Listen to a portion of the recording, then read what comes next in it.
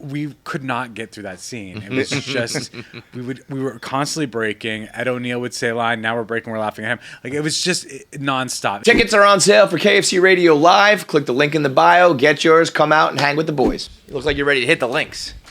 Hit the links. Golf. Yeah.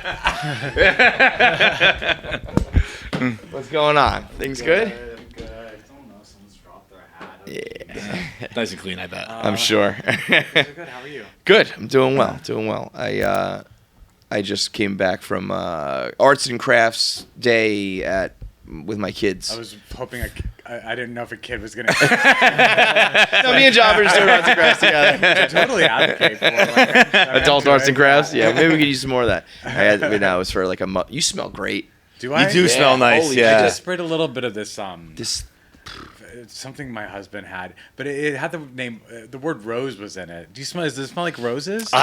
Despite the size, I don't have a good nose. I can never smell anything. We could at use all. whatever that is. Maybe we could get some of that for this room. In general.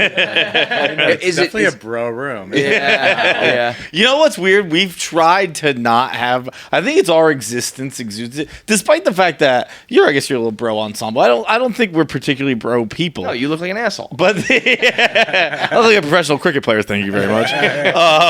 But We get labeled that a lot, and sometimes we're really not bros. We're really kind of all internet nerds It's just deep when you're down. sitting in a paneled room. Yeah. With like whatever this situation, a Nintendo. yeah, that doesn't give us the You know, best it's not- one. you're not- Yeah. We have the Mormon shirt behind us. There you go. Right. That outfit right there. One time I forgot. I left my luggage in a hotel as we went to a wedding in Florida, and I was like, all right, I'll just pick up some clothes when we get there. But we were cutting it close, and the only place on the way from the airport to the venue was like a Walmart in Florida. And I was like, I don't know, I'll just get some sort of shitty dress shirt, but it'll be okay. And they only had short sleeves, and they only had these like $10 dress shoes. And I looked like that, and it was awful. It was the most embarrassing. And so I was like, I'll just keep my jacket on because whatever, white shirt, jacket will be fine. And then it was outside, it was hot, and I took my jacket off, and I knew it was coming. I was just like, and the table was like, oh, this guy. I was like, no. That's hilarious. Brutal. Well, here it is. I I don't think it's been ironed since that night. That's exactly how it looked. I got a bone to pick with you, as I do with all people who do this. You're not allowed to have a podcast. Sorry. Oh, I'm sorry. I literally just came from recording one. No, can't do it because I'll let them know. I'm mad at the talented, successful people who then start podcasts because it's for failures like us who can't make it in the real world of entertainment. We do this podcasting thing, and then you guys come in and you have incredible talent and amazing connections and a diehard fan base, and you're going to make all the money. I mean, I am here because I heard you guys do a really great podcast, and Yeah, they I'm lied here. to. So, like, I feel like if I'm here, certainly you must get pretty good talent. Right? True. I mean, it is an Or am I, honor. like, It the is an one? honor. We're hoping Jess is a breakthrough. No, you got yourself a hell of a resume. Sure. I don't know. It's But- definitely like So yeah, I'm starting this podcast, but it definitely feels like the waters are very full of mini pod. Like I am not the only fish in the sea. Sure. And not like when you talk about celebrity podcasts. I mean, Jesus, everyone seems to have one. I was doing some research, and then there's people who like have had multiples. Yeah. Like they'll do like a few seasons of one, and then they like do a whole new concept. I'm like. I mean, What it I'd is, give for that kind of leeway. The moment I try a new concept on this one, I'm out of a job. Yeah, we gotta keep. We got something. We're what just gonna is hold the on forever. concept here? Do you get, no. It's Loose. nonsense. We play loose and Yeah, I fast. like it. I mean, I'm very comfortable. That's all that matters. It is highly, become kind of like saturated recently, but the people who stick with it, even just a little bit of time, you separate yourself pretty fast. Yeah. Like a lot of people are like, I'm doing a podcast, and then they think it's going to be like a huge success right away. As much as I'm joking, it is a little bit of something where people go like, I could do that. And it's like, oh, yeah? Well, then do it. Go ahead. Yeah. And then they try, and they're either not good, or they don't like the fact that you got to do it every week or every day or whatever your frequency is. It does sort of, because we're launching on the 23rd, and I have to do 24 this first season, and it does sort of feel like Indiana Jones running from the ball. Yes, like once you that's start a great description. you're like, oh god, we gotta like keep going. And yours is it's gonna be like a video based as well, or no? Is it gonna be audio? No. It's we're at you're restaurants. breaking bread and eating. Yeah, we're at restaurants where I'm taking friends to restaurants and just having conversations over different meals. So it does make it a little more complicated because every time we do a podcast, every time we record one of these, it's a completely different setup. Like we don't have the yellow couch and the panel walls. Sure. Whatever the restaurant has, right? Yeah. Whatever the restaurant has. So like every restaurant's different. Sometimes we're there during service and there's other people there, and like we're just tucked away in a corner. That's cool. So I like that. I like that a lot. It does. It's really great. I mean, I just did one with Jim Parsons today. We were down at Don Angie's, which is one of my favorite restaurants down in Greenwich Village, and they don't open till 5, so they opened the doors for us a little early so we could eat. So like we had a very controlled atmosphere there. But as far as doing a video, you can't. It just seems too many things. Yeah. Particularly work up to it. That kind of thing that there are like. Sometimes I don't even know if it's a show. I don't even know if they're series or they're one-offs. But sometimes when you see someone eating and it is in a closed-off restaurant, you're like, "This is bizarre. It's not how it happens for me." Also, I mean, like the guests that I've had are already self-conscious about eating like with a microphone anywhere near them. So like if I had a video camera. Is that what they're calling them these days? Camcorder device. I just feel like I don't know. It's asking a lot. If we miss lunch and I take a bite of food on the show, my listeners are always like, "Stop chewing into the microphone." Yeah. So that might be a little bit of a hurdle. Yeah. I'm sure you guys can figure that out. Yeah, but we figure it out. I'm glad you mentioned Greenwich Village because I think I live near you. Oh yeah. I've seen. We'll bleep out where I say I see you sometimes. Oh yeah. I'm very close there. Yeah. We'll bleep that out. Have you always been a New York guy? I always walk by my I'm here and in LA. I was here a lot. You probably saw me for the past year because I was doing a play on Broadway, so I was here a lot. But I go back and forth to LA. Home base is LA. Got it. Yeah. Okay. Yeah. And where are you originally from? Albuquerque, New Mexico is where I was raised, but I was shit. born in Missoula, Montana. Whoa. Two places you never have heard of or don't know people from. Yeah. I mean, I don't think I'll ever meet anybody else from either of those places ever again. Congrats. That's. Well, have you had Neil Patrick Harris or Freddie Prinze Jr. on this show? We've had Freddie. Freddie, He's from Albuquerque, from what I understand. Is he? We just talked about wrestling the whole time. Oh, really? I didn't know Freddie brought the wrestling. I don't even know much about wrestling. Well, he was doing a wrestling podcast. Makes sense. So there it is. He was doing a podcast. Yeah. Case in point. I would love Neil Patrick Harris too. He'd be great. I think we'd have a good time with him. But so I mean, it is. Who else do you have for guests? I know you said the. I know you don't want to. Well, so far it's been it's Julie Bowen. She's the first episode. My sister from Modern Family, and then Jesse Williams, who I did the play with here in New York, and then we had Kristen Bell, Fred Armisen. And Niecy Nash. This is why you're an asshole. You know who my first guest was? My first guest was a guy who was on Nickelodeon Guts when he was 13. Was it Carl? It was funny though. We all the three guys on the show. We used to have another host, and we all remembered this one guy from Nickelodeon Guts where he dominated the he just crushed everybody on the show.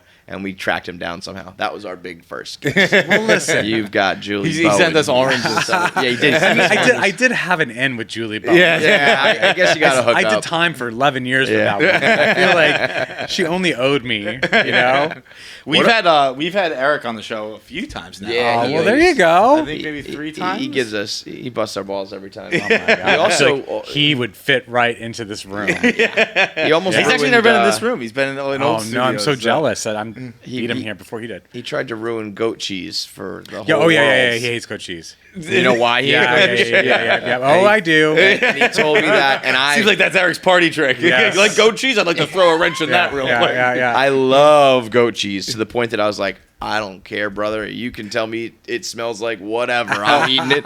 But the rest of the world, I'm sure, was ruined. I thought it was going to ruin it. It made me throw up. Don't get me wrong. Next time you had goat cheese, though, you definitely thought about it. I thought about it every time. That smells which like. is almost like made me now in my head. I'm like, am I a pervert? like, what is going on? Why? I'm like seeking out goat cheese now. I love it. It's hey, guys, guess what I'm eating right now? Man, Modern Family was quite a run, dude. You had a good one. I think it is. actually right now I go through phases with. I actually wonder what's your nighttime TV show? Like, do you have TV on in bed? I don't have a TV in my bedroom currently, but I used to, and because my husband, he would always fall asleep with the TV on, and so like it's very comforting for him. So he would love it if I would watch TV and go to bed and with the TV on. Yeah. I tend to watch I catch up on SNL. I tend to watch I catch up on things. Yeah. I do the rewatch. Survivor. So you kind of like a reality. I do like reality yeah. TV. Yeah. I just watched Jury Duty though, which We I were literally just obsessed with. Dude, we had James Marsden and we had Ronald on. What? You had Ronald here?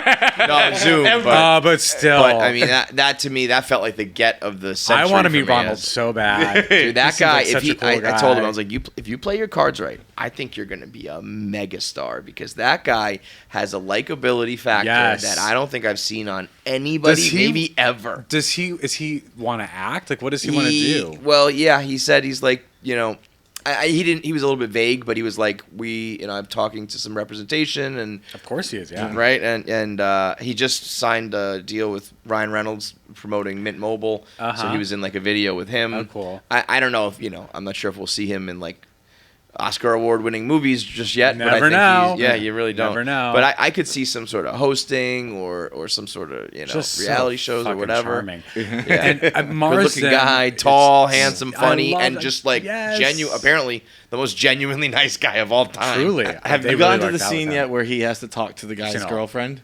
Oh yeah. I was we were talking about that. I was like, dude, I mean, I would do exactly what you did, Yeah. but seeing someone, because I'm such a pushover, I was like, yeah, I'll talk to her, sure. Yeah. And I was like, but seeing someone else go through it was one of the most incredible. I'll think about that scene forever. Yeah. I was like, I don't know, man, just call her, When she's like, we're fucking done or whatever, I'm fucking this other guy, and he's like, what'd she say? I don't know, man. Just call her. I just want out of that situation. He just won every social test that they threw at him. Yeah, Totally. really did. And that's why I was like, I don't know if this. I was like, I still think there's going to be a double trick that you guys were getting played and Ronald was in on it because could because possibly no one's that be good of this an actor. nice? No. Yeah, I know. Because even Marsden, who I love, you're like, I see a little acting coming through. But I was so impressed with him because I'm someone who desperately needs someone to like me and to also respect me and not think poorly of me. And Marsden was being asked to play this heightened version of himself. Oh, yeah. Not even just himself, of just actors in general. Just be an asshole actor. I was so I'd be like, I don't think I would have been brave enough to talk about my work and the craft the way that you did. Oh my god, he was and so fear cringy. that someone's gonna think I'm a fucking douchebag. He was the epitome of it. So great. I hope that the next rom-com that needs the douchebag ex-boyfriend or the villain or whatever. Yeah. Here's your guy. I hadn't seen him in much comedy. He's done a little bit. He's in 27 Dresses. Yeah. And we all know his credits from watching Jury Duty. He named them 9 times. He did an episode of Modern Family, which is how I know him. He did? Yeah. What was that? We had this guy who was he ends up squatting in my daughter's princess castle in the backyard. Yeah, it's an early episode, right? Performed Reiki on us. He was a yoga type guy. So I remember because Marsden's wildly handsome, and I've always thought that before. And then I got to meet him. He's such a cool guy.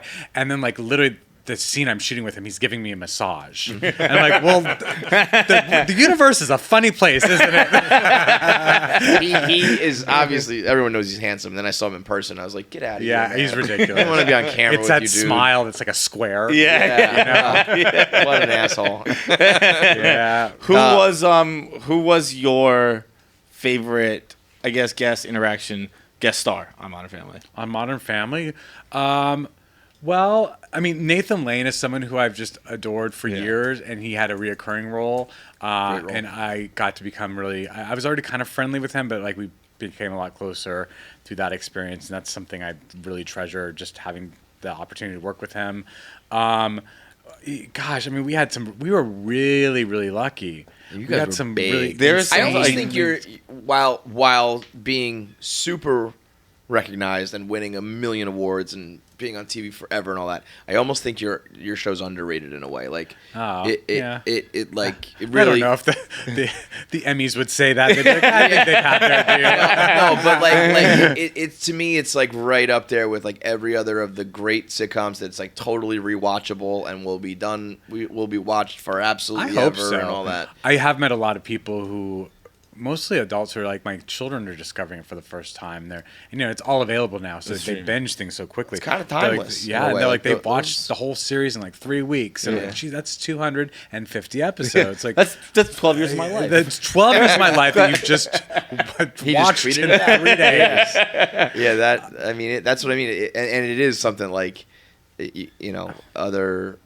you can watch that forever. Yeah. Every kid can turn that on and relate, and parent can relate. Like it is. Maybe much. Times will change, but like that shit always is happening. That was one of the early shows that like we watched I'm sure a million, like as a family, where it's like, because we all obviously I grew up with, I have 3 siblings, and my parents, and we all get together to watch it, but we all watched our own things. But like that was one, like everyone was like, it seemed like it had kind of universal appeal for sure, and it still does. It is incredibly timeless. Where like it is the reason I asked the reasons all started is your night show, because I kind of rotate sitcoms, and currently Modern Family's mine. What if I said Modern Family is my sitcom? Like, Jesus Christ! I watch it every night. I watch it every night. Just my scenes. I mute it when anyone else is talking.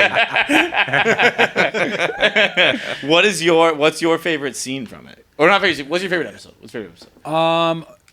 Well, I mean, I found the wedding episodes when Mitch and Cam get married to be very, very profound and meaningful. Yeah. Obviously, in that time in our country, we were still fighting for marriage equality. So it just felt like really, I was like, I can't believe we're putting this story into living rooms across the nation. Yeah. And, it's going into areas where like people are probably not so cool with it, and yet for some reason they love these two guys and they're cool with that. Like it was like that Trojan horse type thing. It's like we're sneaking. Yeah, we got you. It is crazy to like think how with sitcoms where I was just saying how it's timeless, but how there are things that we're like, wait, it was different. Like there was with that, and I was watching New Girl recently, and they were talking about like hiding weed. And I was like, you're in California. What are you talking about? You're hiding weed. Yeah. And I was like, oh, yeah, New Girl's that old? Yeah, it's been around. Yeah, so there's there's also just like wildly hilarious episodes I remember. It's less about like what the finished product was, and like kind of like more about what the experience was for us to film it. All of our Halloween episodes were always really fun because they were usually involved the entire cast, and the writers just wrote those episodes really well. But the very first Halloween episode we had, I remember the entire family was in the Dunphy living room, and we were all in these ridiculous costumes, and Sophia was having to do like a weird American accent, and her version of an American accent was like just ridiculous. And we could not get through that scene. It was just we were constantly breaking. Ed O'Neill would say a line, now we're breaking, we're laughing at him. Like it was just nonstop. It's like the memory of like just that, and like being together with those people and just finding so much joy in them as people and as actors. I think that's an example of an episode that I'll always remember. Yeah. And it is actually a really good episode, and I think maybe it was nominated for an Emmy itself for writing, but like it is I have such special feelings about what it was like. I remember that's the one where Sophie, she pops out and she's like, welcome to your nightmare. Ho ho ho. Yes. She was saying ho ho ho. I was gonna say I had like going whoa, which is how it was written. She was like ho ho ho. It's like perfect example of like the way she translated what was on the page. It's funny to me that there's a whole generation that would probably know Ed O'Neill now as Jay. Yeah. Where you ask a younger generation, older generation, they'd be like, "What are you talking about?" Right. That's Al Bundy. That's Al Bundy. I mean, to have 2 TV dads on your resume like that. Yeah. Quite the show, man. For a show to have 2 legends, like where he did 11 years on both of those shows. Did he really? 22 years of his life. 22 years were on spent 2 very successful sitcoms. And very different, Very like one different. irreverent and treating family kind of like, oh, everyone's family sucks. So different. And Although one like being like Christina the most... Applegate and I became friendly after I was doing Modern Family, and like we shared that thing in common. Like we both had Ed O'Neill was our dad. Yeah. And we sort of feel that way. Like we kind of feel like siblings in a weird way. That Totally. Yeah. And so now you have this like unbelievable Rolodex to eat food with and podcast with. Yeah. Believe me, I mean, when I said yes to this podcast, they were like, well, who would you want as your guest? Like, what are some of your dream guests? It's like, I'm just gonna stick with people I know because it's a little bit of imposter syndrome that I'm going through. You know, it's something new for me, and you know, it's welcome to the club. Welcome to every day of my life. Yeah. But I wanted it to be with people that I just really trusted, and also, that's the best conversation. It's real. It's genuine. Yeah, it's although like, I sometimes find, I don't know if you've had people on your podcast that like you just know really well. Sometimes when it's someone you know so well, it's actually harder to interview them in this sort of circumstance because you're asking questions that you obviously know the answers to, totally. But it's not or for you your don't benefit. even ask them. It's just like I know. Or you don't ask I know them. that part about you. Like they don't yet. It's 100%. a real delicate dance that I do where it's like because I don't want to go in. Like, I think it was Larry King we always talk about. Where Larry King said, I want to know what my guest knows. So he doesn't want to know anything about the his most brilliant way to mail it in. Yeah. He But never read a like book. He never watched a a screener because he was like, I don't want to know any more than my audience knows. Okay, Larry. But then we just had comedian Joey Diaz on, and he was promoting his book, and I read the whole book. And like that's all I want to talk about was like, and then I'm like, well, I'm giving away his whole book now. Where I'm like, True. we'll talk about this story. What's in the book? Go buy the book. We did that with Jury Duty, too, with both those guys. We talked for an hour straight about every single episode, and it was like we just ruined, spoiler alert, we ruined the whole fucking series. But now I want to go listen to that episode. Honestly, as a fan, if there's any like there's a lot of cool behind the scenes stories on how that all worked. I'm absolutely going to seek that out. But yeah, the imposter syndrome is an interesting one for I think anybody in life, and probably more so now than in any other time in history, because I feel like in the past, if you became successful and maybe along with that fame and money, it was kind of like you earned it, or maybe not talent wise, but it's like you were on channel 2, 4, or 7, you were one of like 10 people and that was it, so it was like now the pool's so big, like you were in Hollywood, you were an actor or a singer or a TV, and you had an agent and people knew you and you deserved it or got there by going through you earned it, right. And now it's like I, made this silly video on TikTok, and now all of a sudden I have like 100,000 followers. Now I have 1 million followers, and now I'm famous, and people are like want more from me, and it's like I'm just a nobody. But it's like I don't know, you're not anymore, So it's like imposter syndrome is kind of morphing in a way, where I think there's a lot of people feeling it in different degrees. But it is. But it's hard. I actually talk about it pretty freely. It's come up a few times in conversations. And I feel like let's talk about it because I'm sure, like you said, I think many people can relate to that. Yeah. And the fear of trying new things, and like I feel like there's how many things have I not tried that are new because I've been afraid of failing before I even tried them. Yeah, that's the one. If that's I could go back, succeeding sucks. You think, what are all the things I didn't try? God damn. Or like if I tried, if I could have been an astronaut this whole time. I say the number one thing if I could go back and give my young self advice is like. Get over the fear of rejection, whether you're talking about asking a girl on a date or making a video or putting yourself out there. Like, who cares, But that's also one of those things that you're never like. You can't. It's like human nature, right? It doesn't. Yeah, I mean, you can say that, but it's like the practice is different than the actual doing. There are those select people who aren't scared of rejection. And how I just think they lie. Yeah, I do. But sometimes I think that's part of it is like you lie to yourself until you convince yourself. Smile every day, and your brain don't think you're happy. I saw a video recently, and it was an Instagram, which is probably a TikTok because I don't know. That's how they get there. And, but it was about how everyone's lying about liking lobster, and that's not a new take. I've heard that before. That lobsters the insects of the sea, and they used to be fed to prisoners, and blah blah blah blah blah. And then like the video was talking about why you're lying and why it's actually not good and blah blah blah. And it was like, but it's the brain. Your brain is telling you it's good.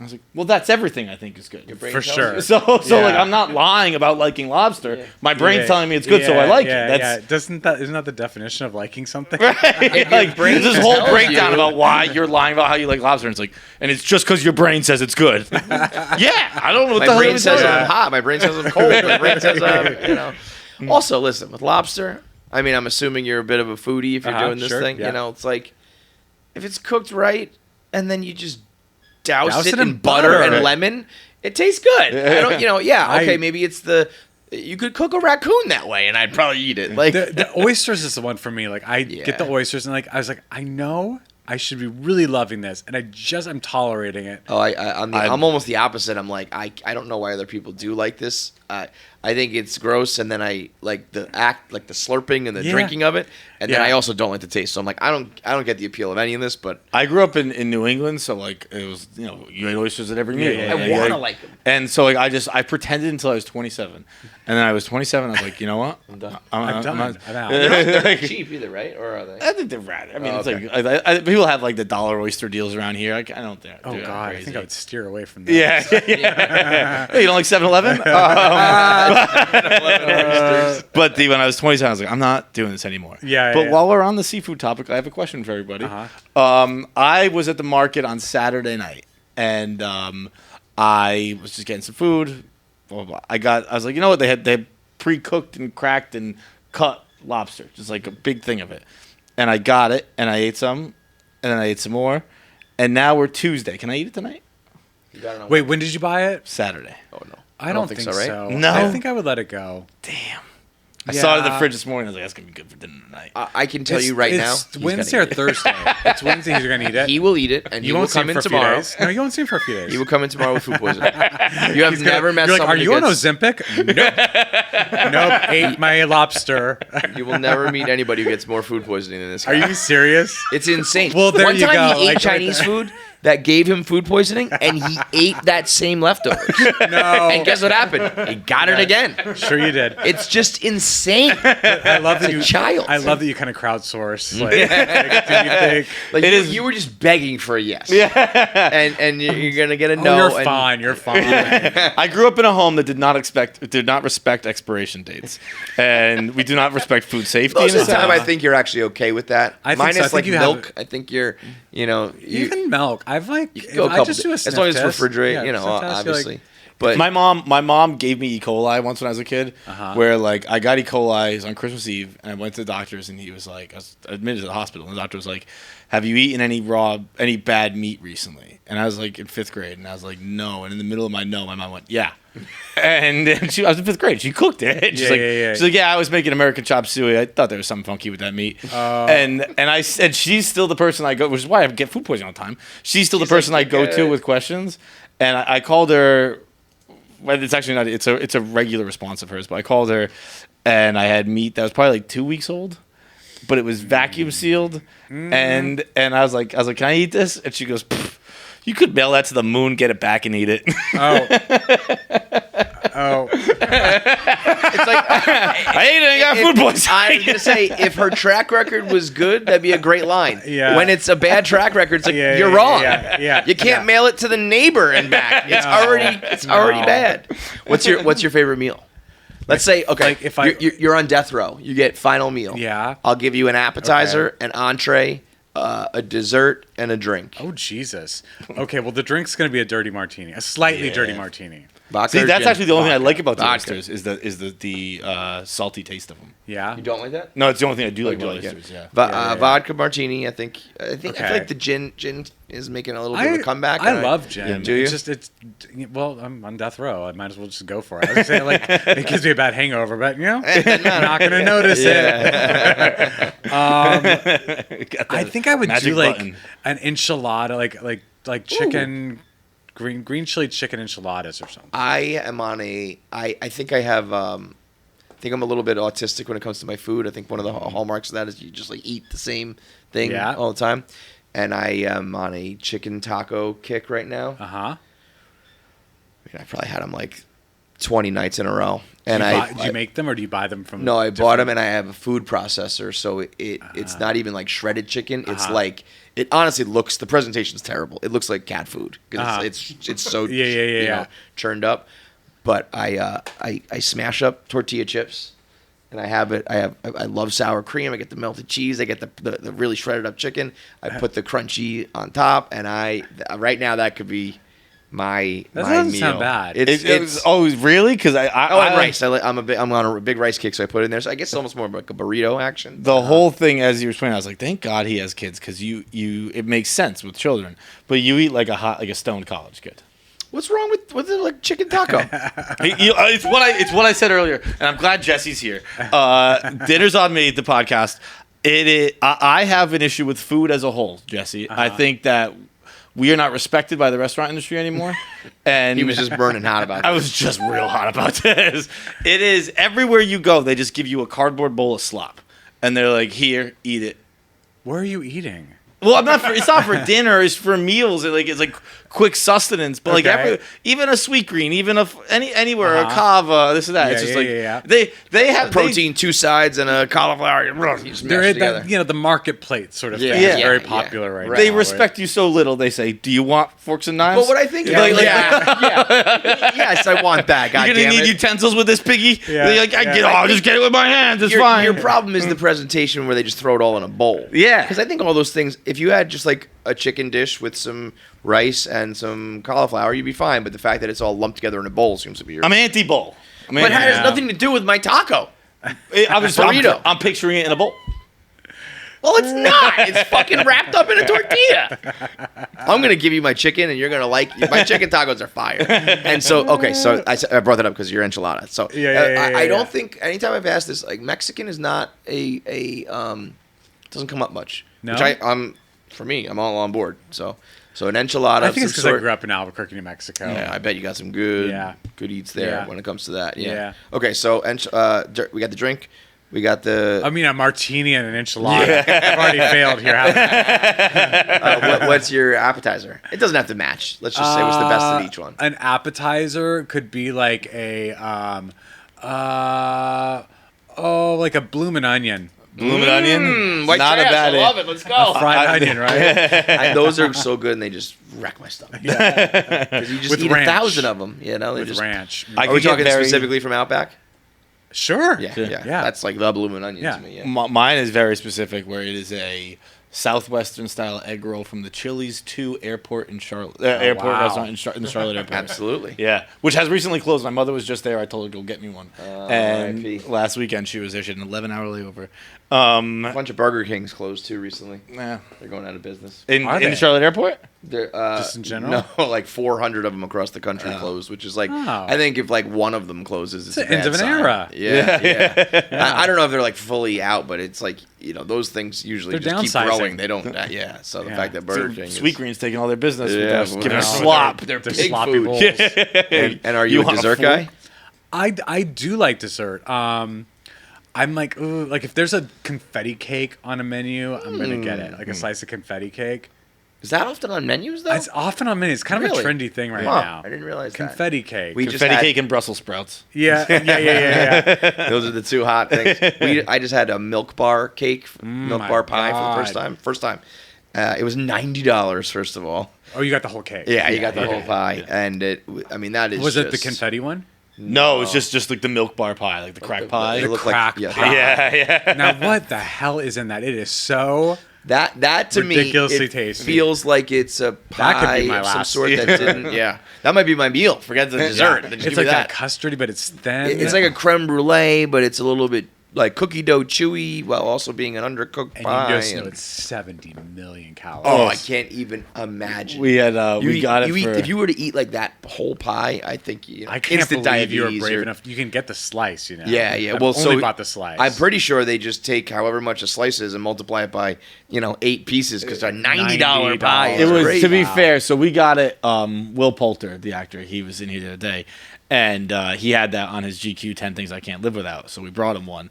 He did not eat any of it. He did not. I was like, apparently you can live without it. But I had ordered it the night before. So the 90 includes delivery fees, but the pie itself, and I'm not much of a pie connoisseur. I don't know much about pie That's pricing. not even like a pie. That's just because it was served in a circle. If you cut that in like a square, you know what I mean? It's like more like a tart. Yeah, Yeah, yeah. I mean, I guess it does have the crust, so I crust. guess it's a pie. Yeah, but Yeah, but that was, to be fair, that was just $60.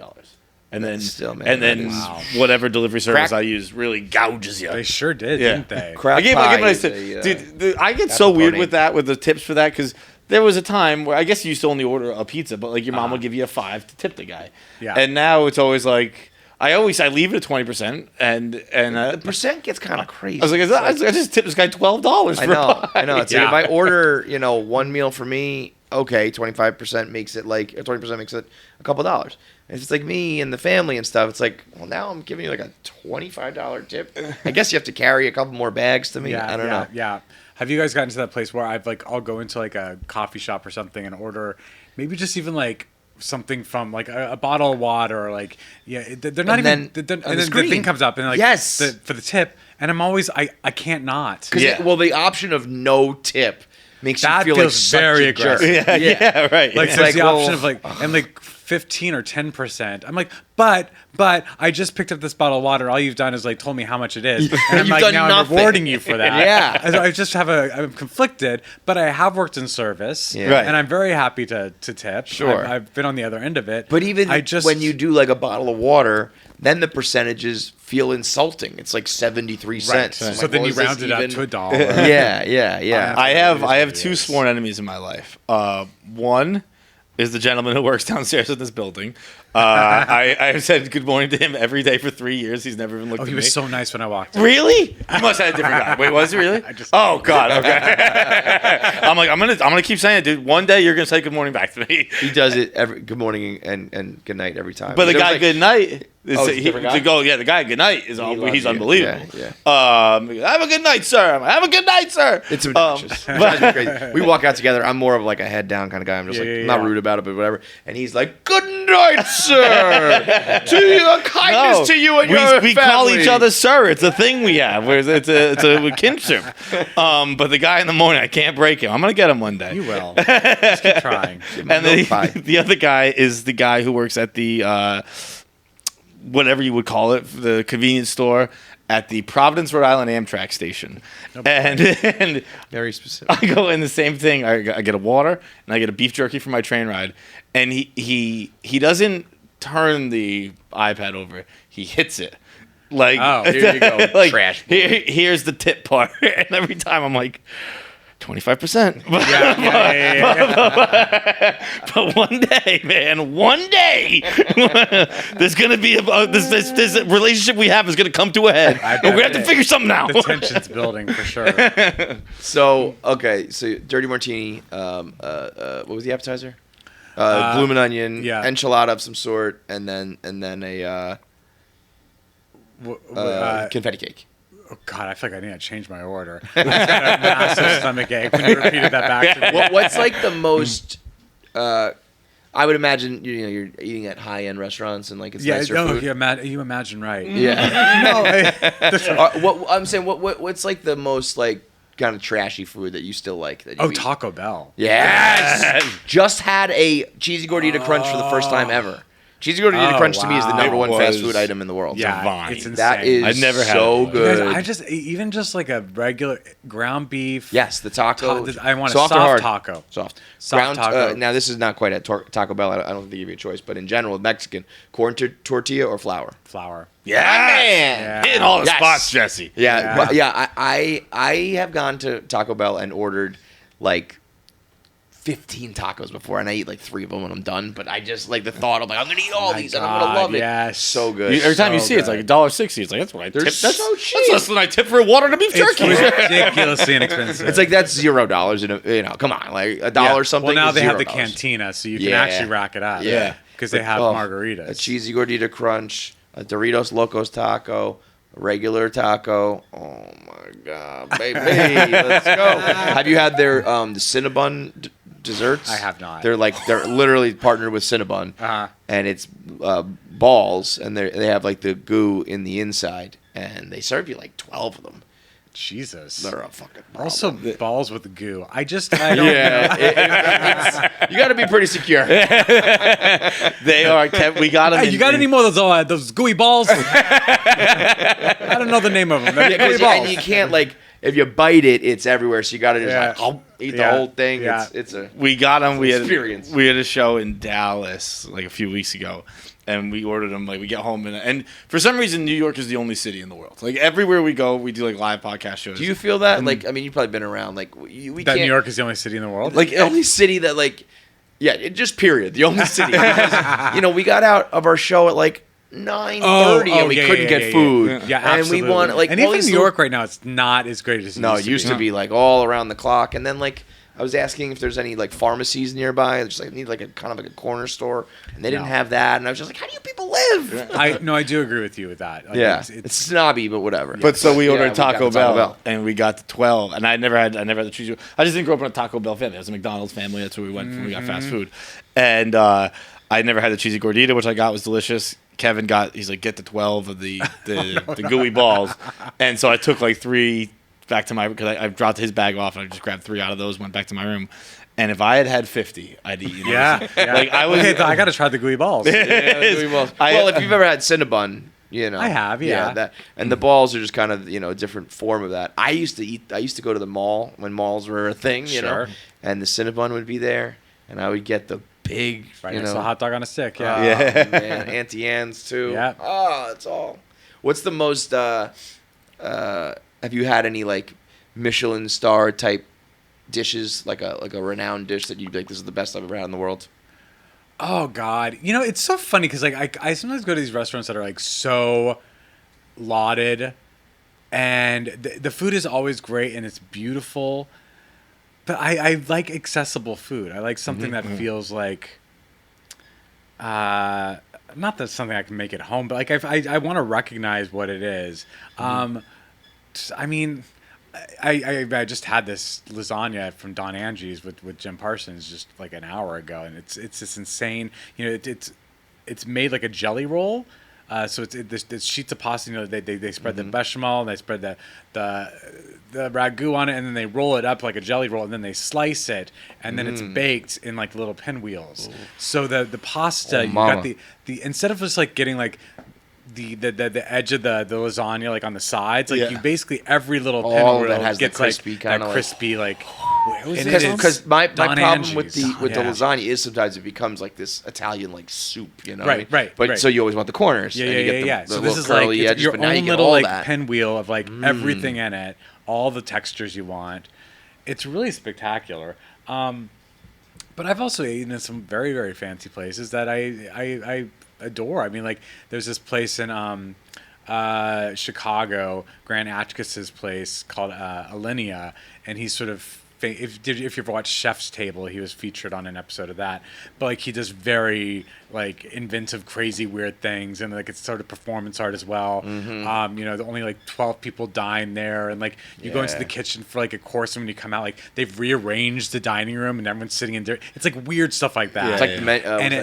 The menu. It kind of reminded me a lot of the menu. But like at dessert course, the waiters came over and they removed what seemed to be like a ceiling tile from the roof and brought it down to our table, and it was actually our plate now, and they ended up like doing this to like techno music, like this deconstructed. They were coming over and splattering shit on this tile that came off the ceiling, and it was like this deconstructed dessert, and they're like, this is a Mars bar, and you tried it, and I was like, and it looked like either a dog had a like massive accident or like a Jackson Pollock sort of thing. And you eat this thing, you're like, that's a Mars bar. Yeah. That's a Mars bar. Yeah. But it was this deconstructed weird thing. And it was just like a combination of like how ridiculous it was. And like they weren't taking themselves too seriously. Yeah, right. This kind of plate came off the ceiling. I was like, what? This was like just a great 15 minutes of my life. Yeah. Like part show, part dinner. And the food was also really lovely. It all tasted great. So I felt that the same way when the first time I ever had guacamole made by my tableside. Yes. I was like on a date, in high school. I was like, wow, look at me. Pomegranate seeds. Which that's my biggest pet peeve is I do not like pomegranate seeds in my guacamole. No, it's a thing that people do. I didn't now. even... That's a thing. It would have been in a tableside service. It's a thing. I'm trying to decide if I don't need enough guacamole to have a hard stance on it, but I think I'd like it. I think. What's your least like? I think chicken fajitas are the most like obnoxious thing in the world, and I can't. It's such a ridiculous presentation. It drives me crazy. It is a bit ridiculous. The place just stunk up, and it's like you're sort of like it's also 800 involving degrees the entire restaurant in your meal. Yeah. Mine isn't even that. I don't like it because it's. I'm thinking on a personal. So much work you have to do. Yeah, I paid you to make it. You're a professional food. I kind of like that you person. can pick and choose. Like, well, now I'm going to do one with sour cream. Yeah, I do like that. It's like you're kind of in charge of your own destiny. A little fondue type. I can mix and match. But. Yeah. Before we let you go, I did tell you, you gave me both, and this is back to Modern Family, both a complex in a sense and the cure for it. He had a complex before you, trust me. Whatever he's about to say, it was before you. It was, Julie makes fun of you in one episode where she's making fun of your jawline. She goes, we all know why you grew that beard. Yeah. And I was like, well, guess who's going to start getting his beard professionally trimmed? Yeah. But you know what? I think I had actually said that out loud, and one of the writers overheard me. Really? I grew a beard when I was doing Modern Family because I at the time was how old were you? Early 30s, maybe 33 or 34. That's right around when a guy learns that a beard covers the fat face. Right. Late 20s, early 30s. I was like, wait a minute, I don't have a double chin anymore. It's gone. It like gives you some structure. Yeah. But also, I was convinced that I looked too young to be a dad. I mean, I would have been a young dad. Yeah. At least, please, people are having kids in their 20s like when I was younger, but like I just felt like I didn't see myself in that role, so I thought if I grow some facial hair I'll look a little older, and then I got very used to it, and I remember having to shave it I did a play over one of my hiatuses, and it looked like I had like an alien face, like it just sort of evaporated into like this like kind of little point and then just like went away. Like I had no jaw. Nothing. You need I had no jaw. Yeah. It's like I missed the structure of my jaw. I mean, but once you go beard, you can't go back because it's like I feel naked without it. It is. It was probably until then, but it was actually more. I've seen the show a million times, but again, I'm always doing rewatches. It's always on. It's unbelievable. It's actually perfect. Like it when is you're like, I don't know what I want to watch, and when you're scrolling the TV, I like I want to watch Modern Family. That's what I want to watch. Yeah. But I'd seen it more recently, and I live right across the street from a barbershop, and I've always been so scared to go because I don't have a beard. I have like hair on my face kind of deal. It's not a beard. And I go, and I just, the guys must hate me because I just always just make jokes like, must be like cutting a bald guy's head. like you're not being original. We've heard this 10,000 times. But the thing, I don't feel too bad because you have like the greatest head of hair. Yeah, no one's worried about your face, dude. They're all about your hair. I mean, like you make up for it other ways. Like that's a great head of hair. You got a great beard too, though. I mean, you got. Thank you. You know, it's a good. Yeah. It's like you have like head hair on your face. You know what I mean? like lays. You know, I got like patches and swirls and stuff. You got like no. Yeah, I spent a year doing this play in New York, and I had a mustache. Oh yeah, which I kind of also really liked. Yeah, but like people would comment on Instagram like, take that thing off your mustache face. Goes like one or the other. Some people love it. Yeah, they get a kick out of it. Other people are like, you look like you're a deviant. Yeah. Was that Take Me Out? Take Me Out. Yeah. I was playing a business manager. I was like, what would a business manager have? A mustache. A mustache. Business manager. There you go. It's this crazy thing. Like I've been I played a role for 11 years that a lot of people know about, and it's like, what can I do to help you not see that? Because my job is to like embody this person. So it's a lot to like crawl out from under that. It's a great problem to have, though, man. Totally great problem. I've been lucky enough to talk to so many people who have been like either an iconic role or known for a single song or whatever. Yeah. And there are people who embrace it, and there are people who like hate it. And I get it, but I'm also like, dude, that bought you your kids' college. That bought you your house. That bought you love that role, embrace that role. No, I do. It's just it takes a little bit of extra effort. Sure. To like make people forget that when it's time to forget it. Yeah. Well, what'll help too, I think, the podcast is like when people get to know you and not your roles. Right. It becomes like you're no longer you're no longer your character. You're you become Justin. Absolutely. We were saying that recently with a guest where it's like this moment you learn like a thing about a person, you're like, okay, it's weird to look at a celebrity such as yourself or any celebrity, and you're like you get dehumanized very quickly. And in the moment you learn maybe two, usually 2 facts. One thing you learn one thing, you're like, I can hate that thing still, and then the second thing, I'm not even saying you're like, I'd be like, oh shit, he's a dad and he likes Taco Bell. Cool. Yeah, we're friends. Never look at you the same. Speaking of facts. Before we let you go, we have been doing a thing with our guests where everyone provides us with a fun fact they have. Everyone has. I feel like everyone's got like a fun fact they like. We had a caller call in recently, and they explained to us that William the Conqueror was when he laid in state after he died. The embalming was not perfected yet, and he exploded onto his funeral goers.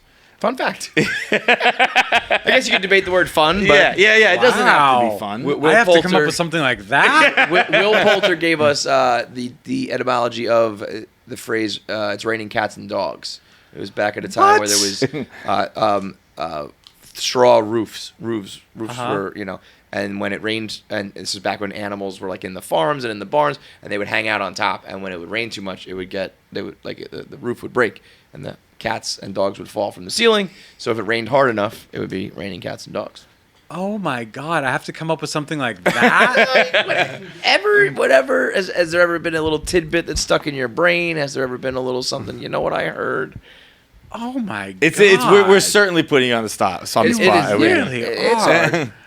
mean, I was gonna tell you like that. I studied mime as a kid. Like I was like, gonna be a fun fact that like not a lot of people know about. You also were a failed model. As we learned, right? Yeah. I don't know if I was ever like on my way to becoming model, but I did not succeed. I don't know if that was your. I thought that was your phrase. Is the only reason I said it. Failed models. Yeah. No, I failed for sure. Yeah. I think it was in the description of the podcast, so yeah. I wouldn't have spent your face. Right, so here's what you failed at. Right? That's right. It is in the description of the podcast. That's right. Yeah. There's a funny story around that. A mime though, huh? Yeah, I studied. I was part of the Albuquerque Children's Theater, and there was a faction of the company that was like on Saturdays at 3. You can also come over early, and we're gonna do some mime work and like learn how to mime. And I was like, yeah, sign me up. Wow. Yeah, that would be. Do you have any of it still? Do I have any of those skills still? Yeah. Not really. You can bypass the fun fact if you give us a little mimery. The fake wall. The one that's really hard is like the hamster in a wheel. Yeah. Some people are really good at that. Not me, not so much. I wish I had a better fun fact for you. I don't think I know of anything that that's super fun. It's hard because it's like we do put you on the spot, and I'm honestly like, if someone asked me right now, I don't think I'd have a fun fact. I would go with my Pirates one. I don't know why that's the one I stick with. Actually, and you might appreciate it as a foodie. Tell me. The Pirates back in the day, not the current ones, they would when they were eating below deck, they'd blow out all their candles and they'd eat in the pitch black, so they didn't see how maggot infested all their food was. Oh. Most fun facts are not particularly fun. No, they're always really grim, aren't they? Zebras are officially white with black stripes. Oh, really? Because if you think about it, you don't really know if they're white or black. Yeah. But they are white. I didn't know that. If you were to get down to their skin, I guess is white, and then there's the black stripes part. But yeah, the accessory. If there were to be a stripeless zebra, it would be a white zebra. animal. Yeah. Huh. We got you covered. All good. Okay, well, I'll use any of those. It's fine. Crowdsource, like we said. Yeah. Okay, so the podcast. Dinner's on Me. Dinner's on Me comes out May 23rd, I believe. 23rd. We can There's expect 2 24 back-to-back episodes. Yeah. Cool. There's 2 back-to-back episodes. Julie Bowen and Jesse Williams are the first 2 that. And it's everywhere you can listen to everywhere you listen to your podcast. Yeah. Great. Thank you so much. Thank you so much for having me, guys. Awesome. This is fun. All right. Big thanks for watching. If you made it through this whole episode, that means you should be subscribed. There's so many of you out there who watch and don't subscribe, so make sure you are a KFC Radio subscriber. Make sure you get all the content when it drops. Click that button now. I have 9 fingers. I'm still subscribed. It's that easy.